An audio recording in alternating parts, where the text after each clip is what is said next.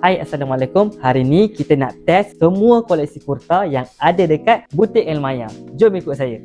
Yang pertama adalah kurta Manmoda Denim. Kurta ni kain denim dan ada saiz S sampai 3XL. Yang saya pakai ni color hitam, saiz M. Okay? Selain tu juga dia ada color-color yang lain, antaranya color grey, color nude, color navy blue dan juga color mint. Okay? Itu untuk kurta Manmoda. Jom kita tengok kurta yang seterusnya. Yang kedua yang saya pakai ni adalah kurta Malik berwarna putih. Okay? Dia ada saiz S sampai 3XL, material cotton, leher bulat, lengan pendek.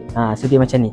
Sangat selesa, sangatlah boleh dipakai untuk kita buat umrah. Color putih. Ini kurta putih Malik. Yang ketiga adalah kurta Al-Hera. Kurta Al-Hera ni ada saiz juga S sampai 3XL, sama macam kurta Malik, cuma dia lengan panjang dan dia material cotton juga. Yang saya pakai ni kurta Al-Hera warna putih saiz S. Yang terakhir adalah kurta Sofwa. Kurta ni dia kain cotton, cuma dia cekak musang dan tangan dia ada cuff macam ni. Dan paling best, kurta Sofwa sekarang ni tengah ada clearance sale. Jadi kepada semua yang nak dapatkan kurta Sofwa dan kurta yang saya sebut tadi, kurta Malik, kurta Hera, kurta denim tadi, boleh dapatkan di butik Elmaya Wangsa Maju. Assalamualaikum.